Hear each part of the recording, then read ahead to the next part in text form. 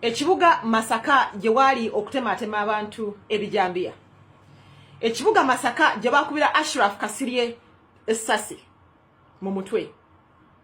Olunaku lwe lumu Mr. President aba akyusizza amudduse mu ddwaliro bamuleeta e Kampala ku roundabout esemberayo ddala bayingira ekibuga ne battirawo Frank Senteza.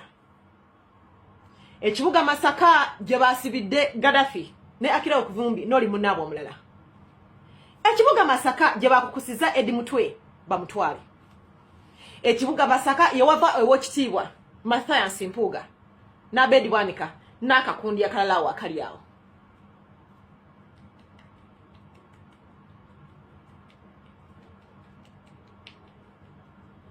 Simanyi oba munfuna. Kibuga Masaka ye wali bannamawulire abaavaayo ne bagulawo emisango ku Edi Mutwe ne banne. Kubanga Edi Mutwe bamuguddeko emisango gye gimu gye bagula ku Akira Okuvumbi ne Gaddafi. Ye wava munnamawulire gwe bayita Farish Magembe. Njagala nnyo kufokasinga ku Farish Magembe ono lwaleero.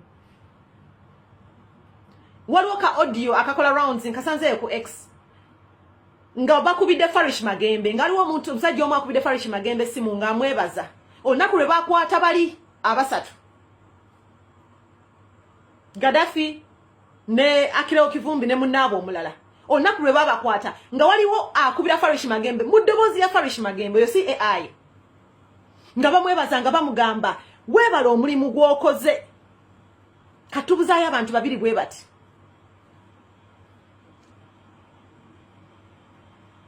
Naye naddamu bulungi n'agamba nti kale ssebo. N'amugamba nti soma ennamba y'onkutereko ssente. Farish Magembe olwaleero mulabye ng'avaayo ne yeewakana. N'agamba abo bannamawulire abakozesebwa okugulawo emisango ku Secretary General ya NUP bakola kikyamu nnyo.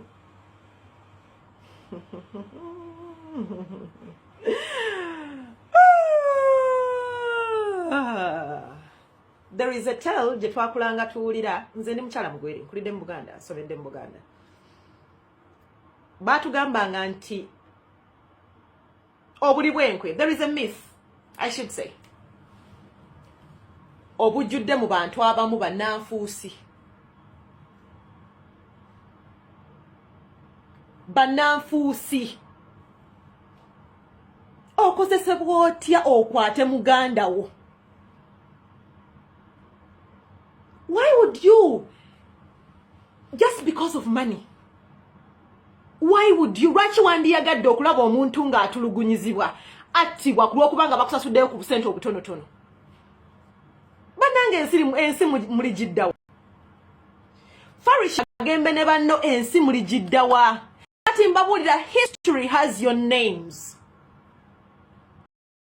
Ne bwe ndiba nfa nga nfunye akake okwogera, mention names, history has you on paper.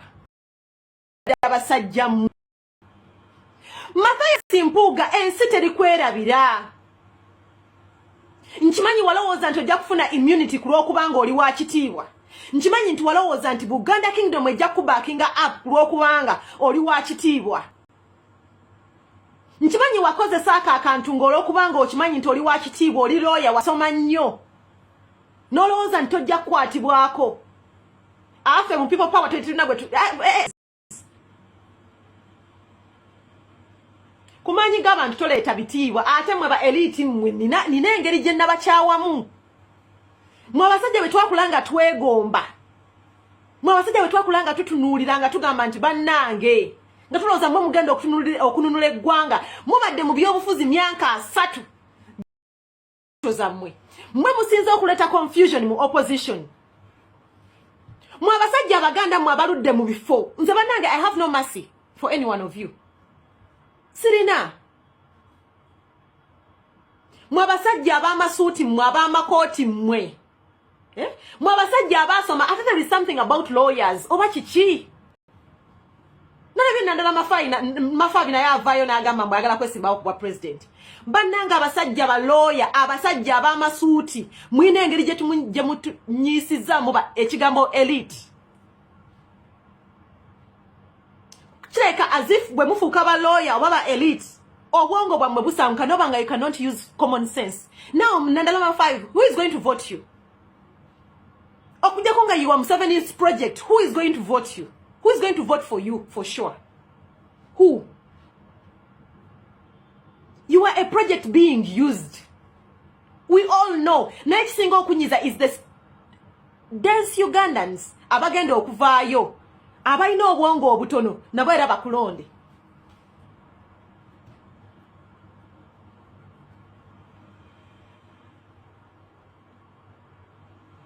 Abantu betulonze myaka 3 ba MP myaka 2 akyali mu parliament akyakola yoki. Bane tewali mwebye bifo gye bava tewaliyo bantu balaba sola ku representinga. Tujjako muntu afuze Uganda myaka 4 plus. Gwoba MP obumazeemu emyaka 2, why? Make it make sense. 20 years, 4 terms. Make it make sense.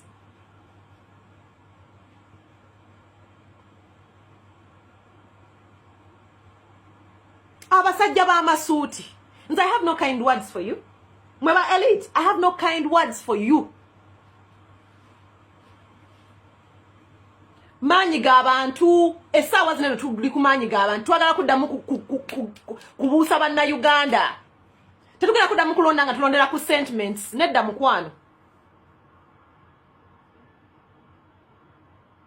Most of you mubadde mu opposition naye nga muliyo lwa before. You are enablers. Mwefuula nti muvuma Museveni naye nga ate mukolera ye.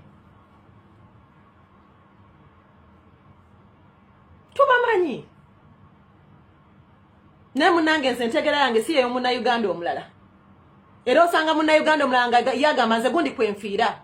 Naye ng'obeera n'omubuuza nti wali otuddekawo n'olowooza. Wali ogezezaako bigatta gulaba bigatta. Agamba nze bannange gundi kwenfiira ate abawa opposition.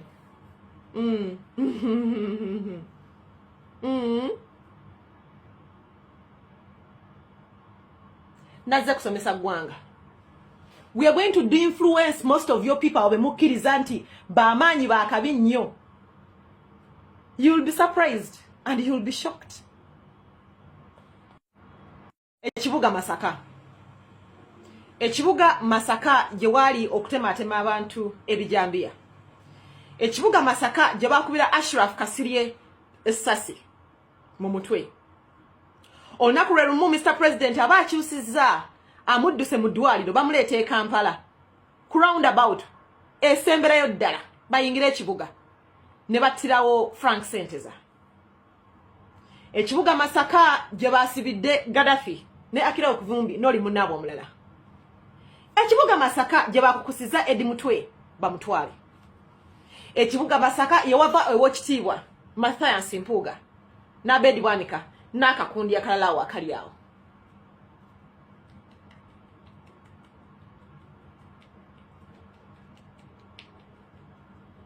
Simanyi oba munfuna. Kibuga Masaka ye wali bannamawulire abaavaayo ne bagulawo emisango ku Edi Mutwe ne banne.